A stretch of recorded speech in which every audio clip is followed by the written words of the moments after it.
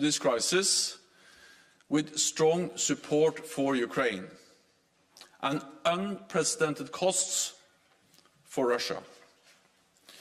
NATO has acted with speed and unity to protect and defend all allies. There are now hundreds of thousands of allied troops at heightened readiness across the alliance.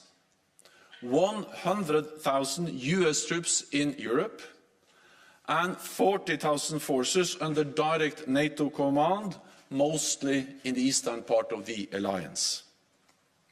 All backed by major air and naval power, including with 5 carrier strike groups in the high north and in the Mediterranean.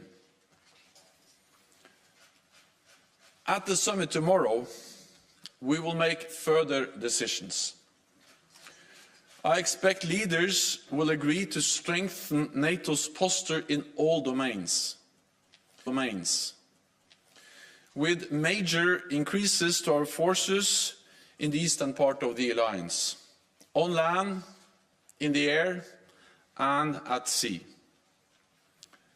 The first step is the deployment of 4 new NATO battle groups in Bulgaria, Hungary, Romania and Slovakia. Along with our existing forces in the Baltic countries and Poland, this means that we will have 8 multinational NATO battle groups all along the eastern flank, from the Baltic to the Black Sea. We face a new reality for our security, so we must reset our deterrence and defence for the longer term. Tomorrow, NATO leaders will reaffirm our support to Ukraine. Ukraine has the right to self-defense under the UN Charter. And we are helping Ukrainians to uphold this fundamental right. Since 2014, allies have trained Ukraine's armed forces and significantly strengthened their capabilities. They are putting that training into practice now on the front lines with great bravery. In the last months, allies have stepped up military support, providing anti-tank and air defense systems, drones, fuel and ammunition, as well as financial aid and hosting millions of refugees. Tomorrow, I expect allies will agree to provide additional support, including cybersecurity assistance, as well as equipment to help Ukraine protect against chemical, biological and radiological and nuclear threats. President Putin's invasion is brutal, and the human suffering is horrifying and painful to witness. We are determined to do all we can to support Ukraine. But we have a responsibility to ensure that the war does not escalate beyond Ukraine and become a conflict between NATO and Russia. This would cause even more death and even more destruction. I also expect we will agree to step up tailored support for other partners at risk from Russian pressure, including Georgia and Bosnia-Herzegovina. Working together with the European Union, we must help them to uphold their sovereignty and the right to make independent decisions. We face a fundamentally changed security environment where authoritarian powers are increasingly prepared to use force to get their way. So I expect we will also address the role of China in this crisis. Beijing has joined Moscow in questioning the right of independent nations to choose their own path.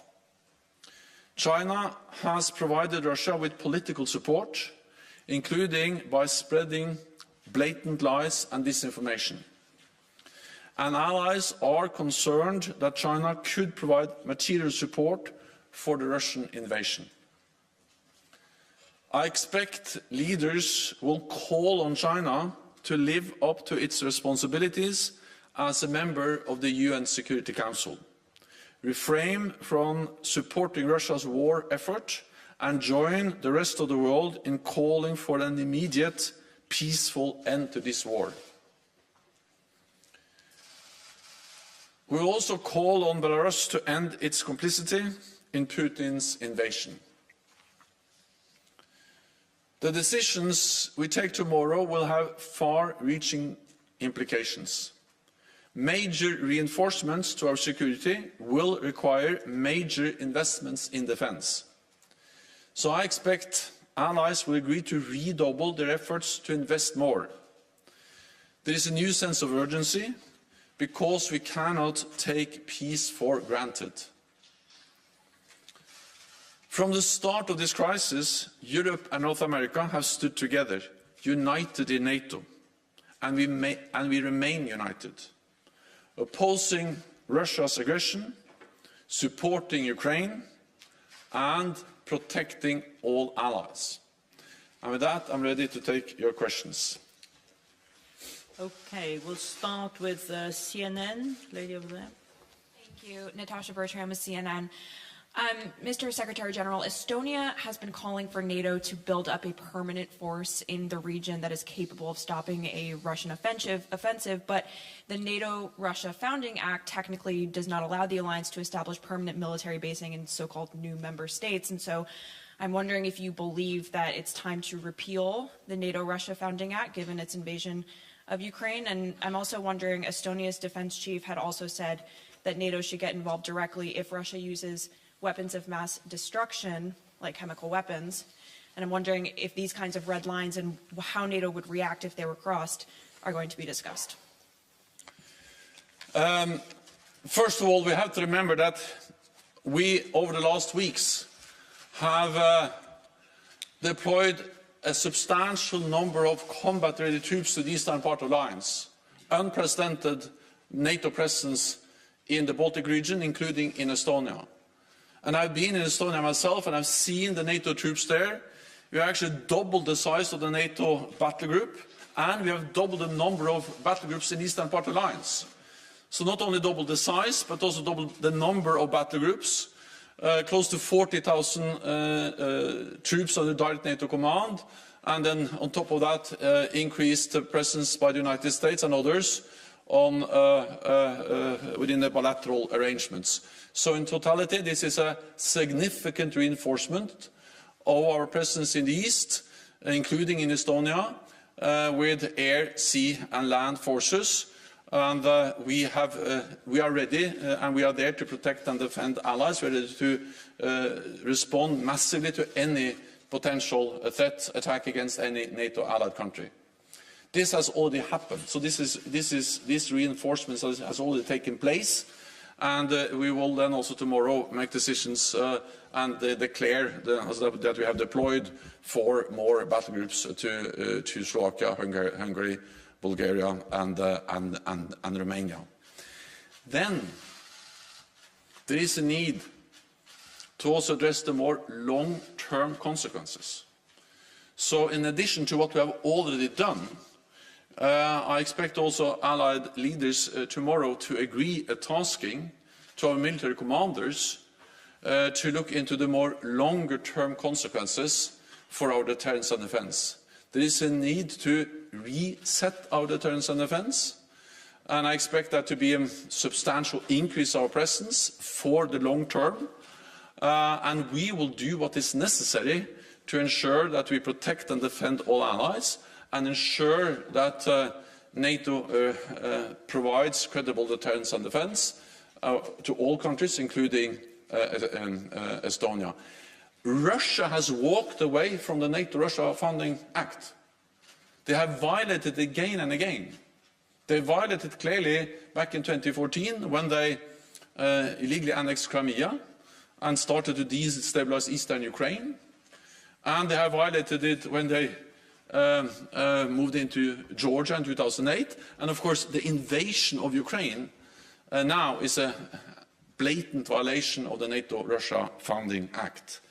On chemical weapons,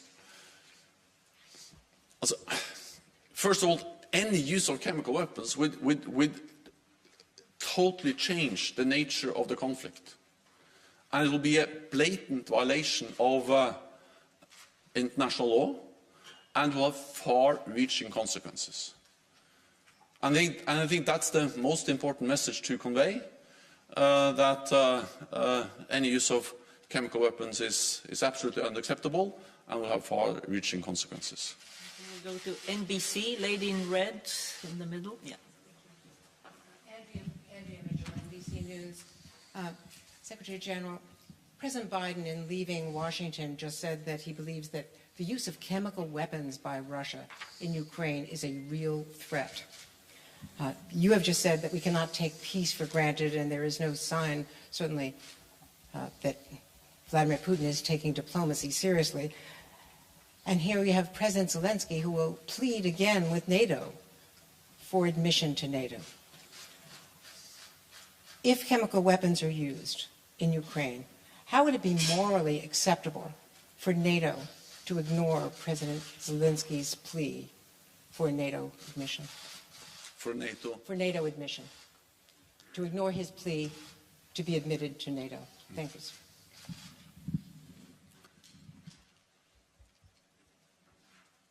What we see in Ukraine now is really painful. It's horrific, and we see the brutal consequences of a full-fledged invasion of a peaceful, independent, sovereign nation. And that's also the reason why NATO allies have stepped up support, including with advanced air defense systems, anti-tank systems, different types of weapons, ammunition, and we are providing unprecedented support to Ukraine. And this is actually also comes on top of what we have done for many years, because NATO allies have trained tens of thousands of Ukrainian troops since 2014, and they are now on the front line fighting the invading forces. And it is first and foremost the courage of the Ukrainian forces and the Ukrainian people and the Ukrainian leadership that has enabled them to resist and to fight back against the Russian invasion. But at the same time, the support they have received for many years has proven extremely important and critical. And I expect that when Allied leaders meet tomorrow, they will address how to further strengthen our support to Ukraine. NATO membership is not on the agenda, but support to Ukraine is absolutely on top of our agenda and will be one of the main issues to be addressed tomorrow. Okay, Sky. Thank you. Secretary General, thank you very much. Mark Stone from Sky News. Could you explain, or could you outline how NATO defends itself against a nuclear attack? Because it's clear that on Russian state media, they are openly, propagandists, pundits, people close to the Kremlin are now talking in pretty straight and stark terms about a nuclear attack. How does NATO defend itself against a nuclear attack? Thank you. Russia must stop its nuclear saber rattling. This is dangerous and it is irresponsible. NATO is there to protect and defend all allies, and we convey a very clear message to Russia that the nuclear war cannot be won and should never be fought. And it just highlights the importance of ending the war in Ukraine, because we need to do everything we can to prevent the war from escalating beyond Ukraine and becoming even more deadly and even more dangerous than what we see today. Any use of nuclear weapons will fundamentally change the nature of the conflict, and Russia must understand that a nuclear war should never be fought and they can never win a nuclear war. This is actually something that Russia has agreed to again and again, and the continued nuclear saber-rattling from Russia, the nuclear rhetoric, is actually contradicting what they have stated in the UN and in other formats, agreeing that we should do whatever we can to prevent a nuclear conflict. Okay. Al Jazeera. Secretary General, staying with weapons of mass destruction, you said in your opening statement on chemical and biological weapons that you were thinking of equipment to protect Ukraine. Can you give us more details of what you're going to be proposing to the leaders tomorrow? So we have provided different types of support, also when it comes to different measures to protect against chemical weapons, and I expect the allies to look into how they can step up and provide more equipment to protect and defend against chemical weapons. I don't think it's useful if I go into all the details, partly because allies will discuss this tomorrow, but also partly because I think that when it comes to the details about exactly what kind of support we provide, it's actually not always the best thing to be too detailed about that. We provide support, we are stepping up our support, and we are concerned about the possibility of use of chemical weapons or biological weapons. We've also seen not only the nuclear rhetoric from the Russian side, but also these false claims that Ukraine, supported by NATO allies, are producing and preparing for the use of chemical weapons. This is an absolute false accusation, but it may be a way for them to, in a way, try to create a pretext for their use of chemical weapons. Russia has used chemical agents before against their own opposition and also on NATO allied territory in Salisbury. And Russia was, of course, part of the use of chemical weapons in Syria. They facilitated and supported the Assad regime, which has actually used chemical weapons several times. So we are concerned, and that's also the reason why we are ready and will address tomorrow ways to provide support to Ukraine to protect themselves against the use of chemical weapons. And let me add that, of course, this is extremely serious for the people of Ukraine. But any use of chemical weapons or biological weapons may also have direct consequences for NATO allied countries, people living there. The contamination, the spread of chemical or biological agents used in Ukraine may have direct consequences also for the population living in NATO allied countries in Europe. So it just underscores the seriousness of our concerns. Okay, we'll go to Interfax Ukraine. The lady in red with glasses in the middle. Thank you. Thank you so much. Irina Sommer, news agency Interfax Ukraine.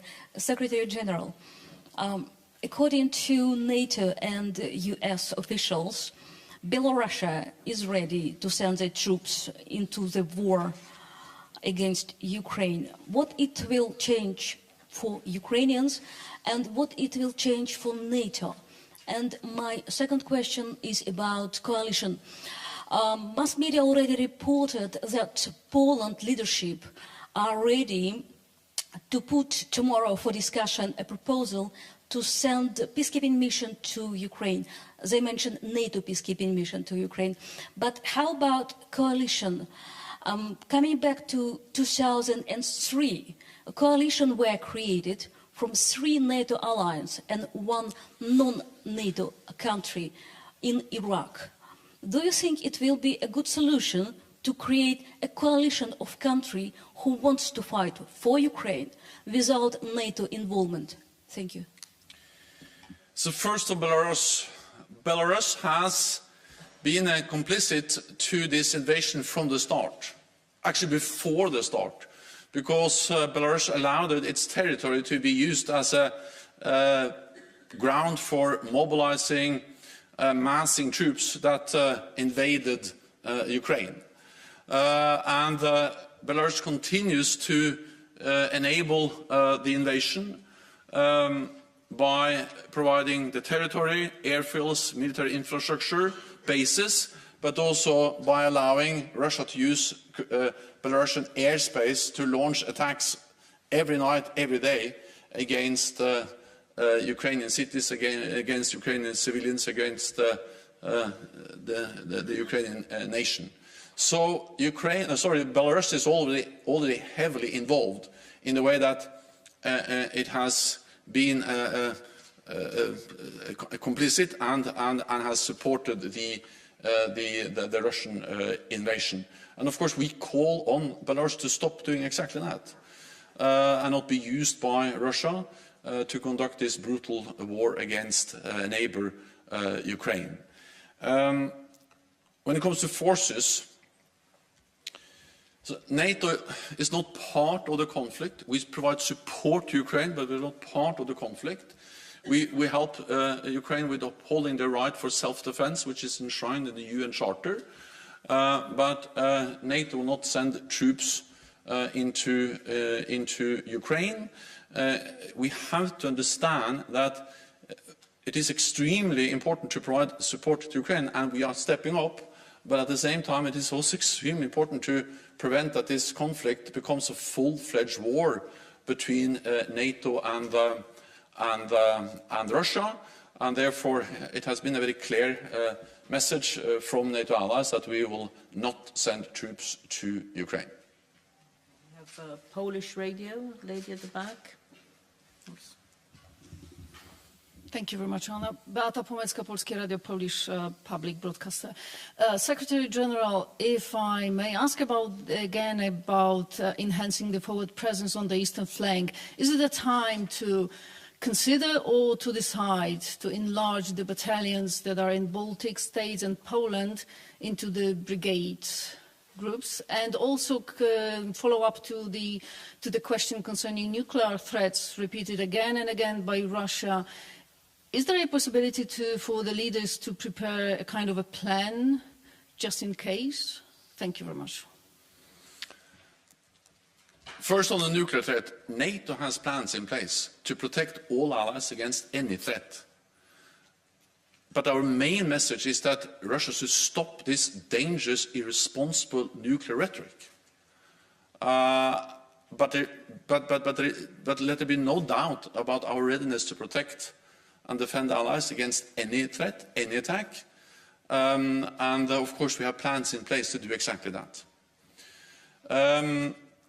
On the size, well, first of all, so before this invasion, we had 4 battle groups, battalion-sized.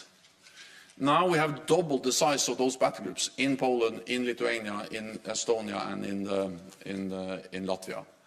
And then we have doubled the number of battle groups with the new battle groups in Slovakia, Hungary, Bulgaria, and Romania, which the leaders will then announce tomorrow.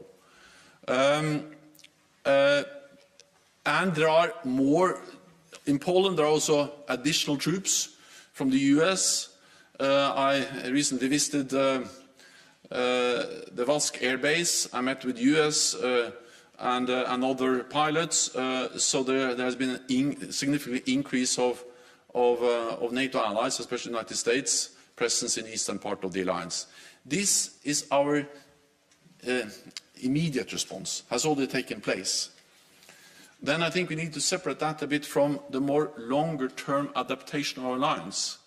And we will spend some time now, from now until the summit in June, to make more fundamental decisions on our deterrence and defense. It's about resetting our deterrence and defense, especially in the East. And there I expect that a part of that will be a significant increase of our presence on the ground in the eastern part of the alliance for the long term. So immediately we have done a lot. Then we will start the process of more long-term changes in our deterrence and defense, which will be lasting and most likely will then include also a significant increase of the size of the presence of the NATO multinational forces in the eastern part of the alliance, including in Poland. Okay, we'll go to Chas from Ukraine. Gentleman here.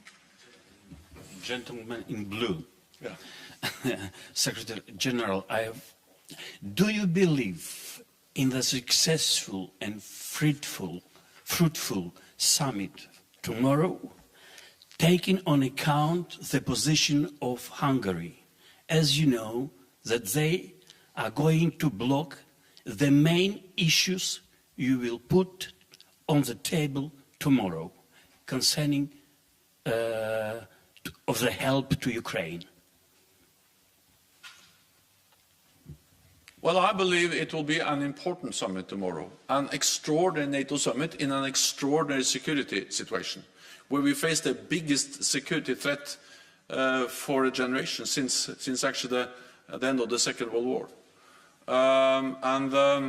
And therefore, I believe this is an important meeting, and I'm confident that allies will agree on important issues, including on the importance of providing support to Ukraine, strengthening our own deterrence and defence, and also provide support to other partners which are now under pressure from Russia, for instance, Georgia and Bosnia-Herzegovina.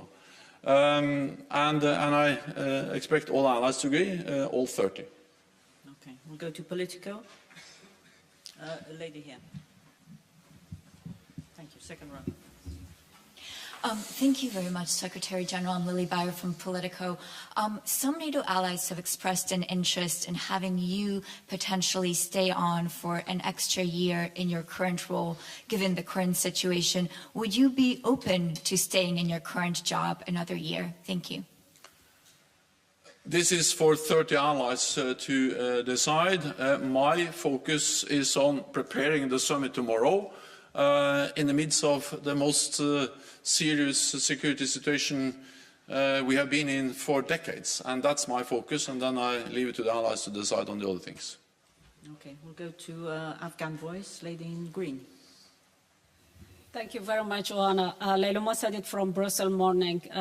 I'm sorry, I know this is a very tough situation. I would like to ask a question about Afghanistan, which is disappeared from meetings and also from news, unfortunately.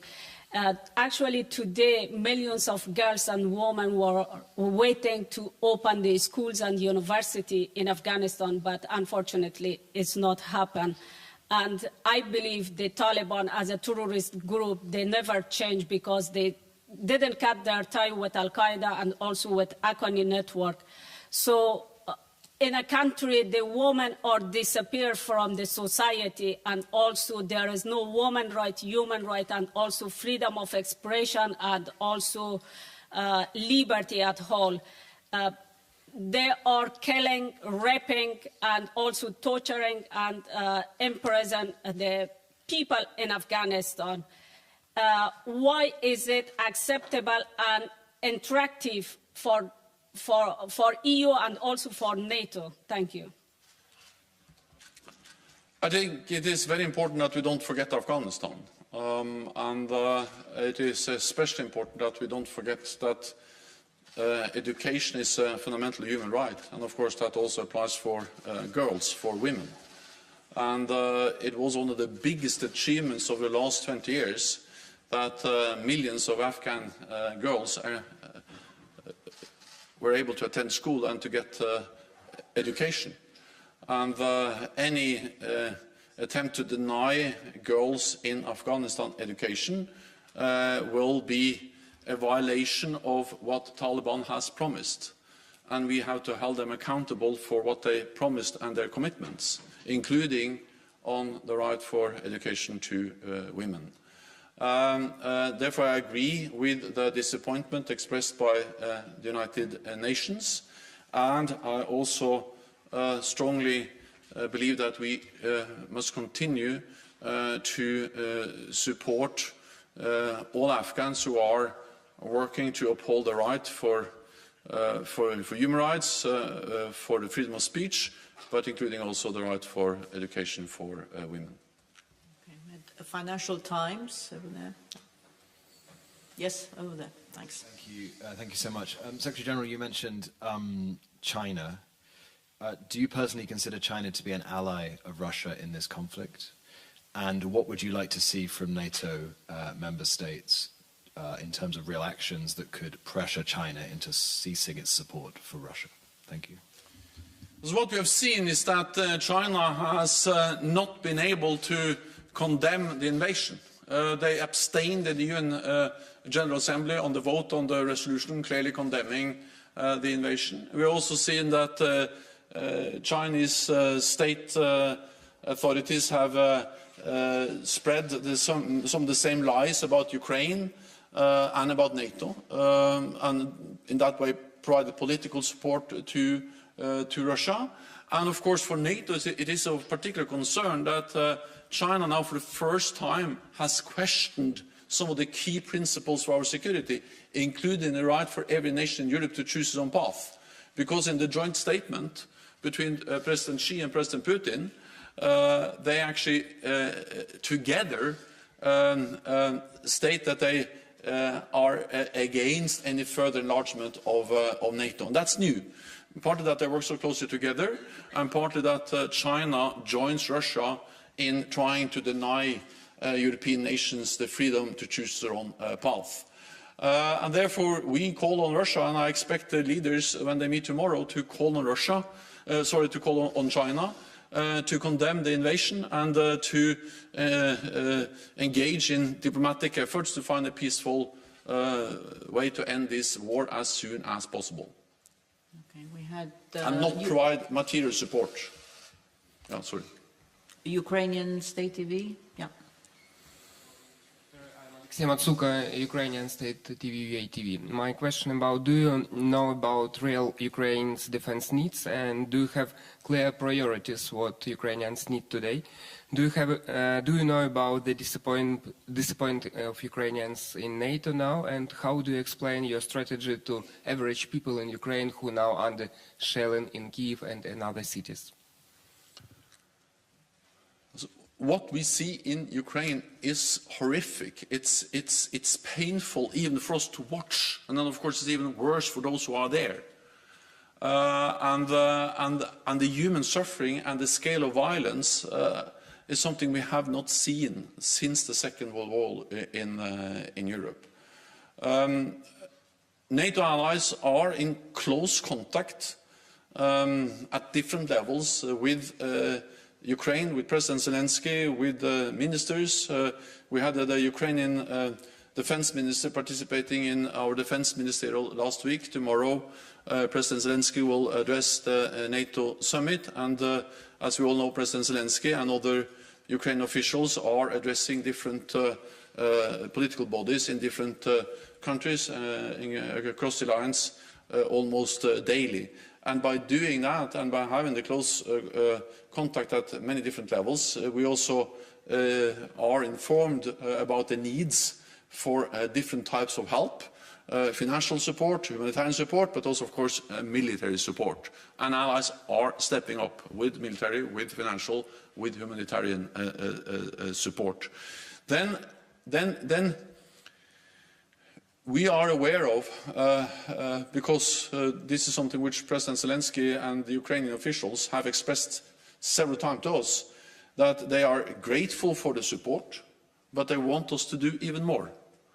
We are ready to step up in many ways, but for instance, on the call for a no-fly zone, we have stated that we are not going to impose a no-fly zone because we believe that will most likely trigger a full-fledged war between NATO and Ukraine.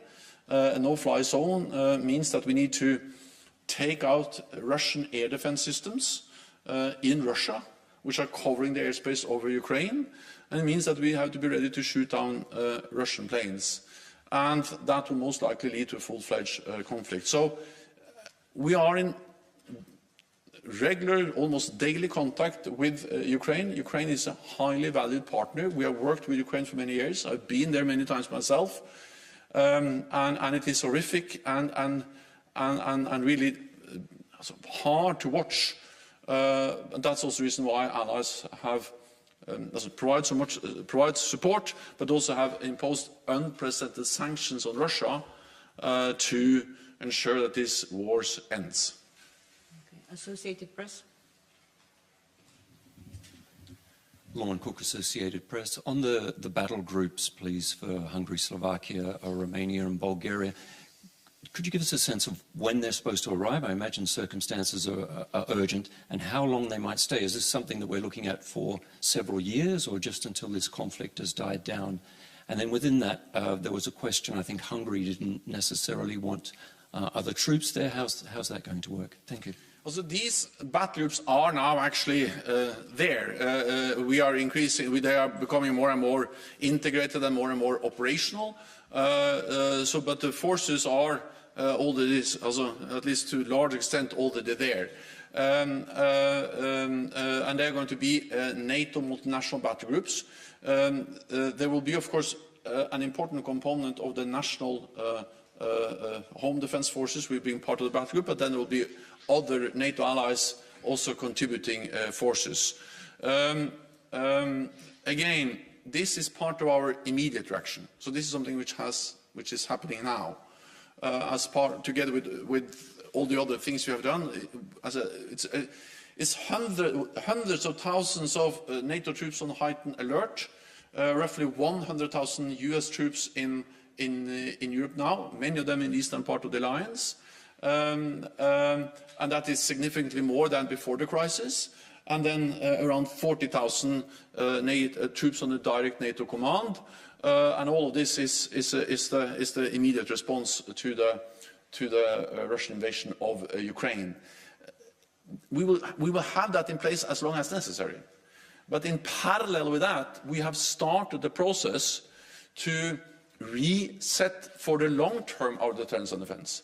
Because it is already today possible to say that this invasion, this brutal war in Ukraine, would have long-term consequences for our security. It's a new normal for our security, and NATO has to respond to that new reality. But that more long-term process will take some more weeks. But we can do that because we already have implemented a significant reinforcement of our presence in the east, and in parallel that we are addressing more long-term changes, including, most likely, significant increased presence in the air, on land, at sea, in the eastern part of the alliance. Okay, we'll take two more questions. Wall Street Journal, and then we'll come down here to Bloomberg. Thank you very much. Dan Michaels, Wall Street Journal. When you look at how successfully the Ukrainian troops have they been able to hold back the Russians in many places, much to the surprise of the Russians, apparently, partly thanks to training from NATO and NATO member states. Do you wish that over recent years NATO and its members had been able actually to do more? Do you feel that if more had been done, that the situation could be different? Thank you.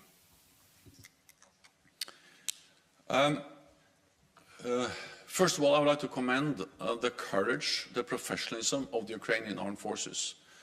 I have met them in Ukraine, and we are all aware that compared to where they were back in 2014, this is a total different force than 8 years ago. The Ukrainian armed forces today, it's much bigger, much better equipped, much better trained, much better commanded. They have much better logistics than they had back in 2014. And of course, all of this combined with the courage, the high morale, is the reason why they are really able to push back and to stand up against the much bigger Russian invasion. At the same time, I think we need to remember that Ukraine is a big nation. It's the biggest country in Europe, and more than 44 million people. So it's a significant nation with a strong army defense force. And of course, it's important that NATO allies have provided support for many years, especially the United States, Canada and the United Kingdom, but also some other allies. And also believe it is important to understand that that, NATO has also provided support on logistics, on command, on modernizing the security institutions into the transformation of the Ukrainian armed forces has been supported by also NATO as an institution. And for instance, Yavoriv, the place that was attacked, is a place where we conducted training and support for Ukrainians. I've been there myself and seen how NATO allies and NATO for many years have provided important support. Of course, it's always, in hindsight, possible to say that we should have done even more. But first of all, I think the lesson learned is that support and help over many years have a significant impact, as it had on the Ukrainian armed forces. And second, I think it also is a lesson to be learned about the importance of supporting other partners which are under Russian pressure. Bloomberg. Thank you. Natalia Drozdyak from Bloomberg. I just want to go back to the topic of chemical weapons.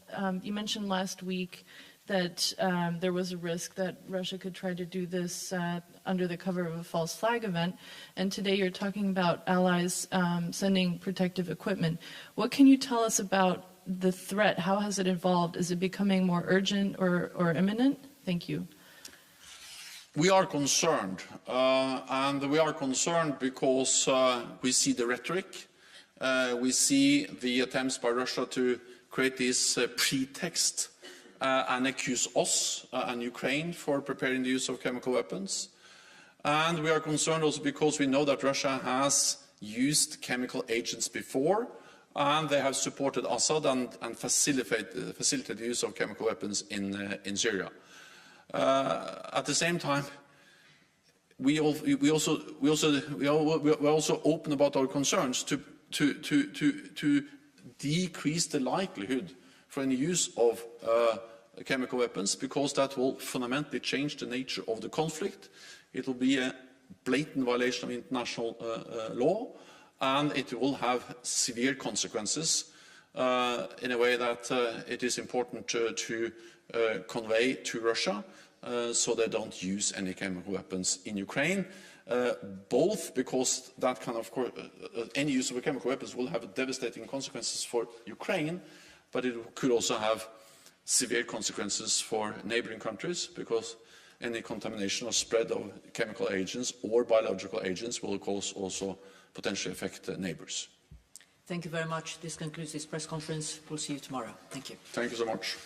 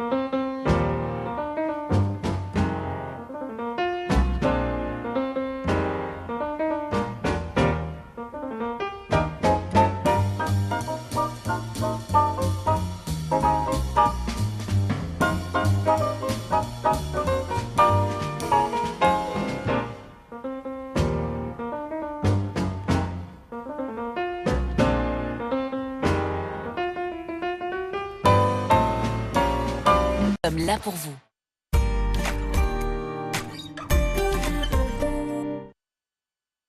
Quand vous cherchez un monte-escalier, ne cherchez pas un monte-escalier.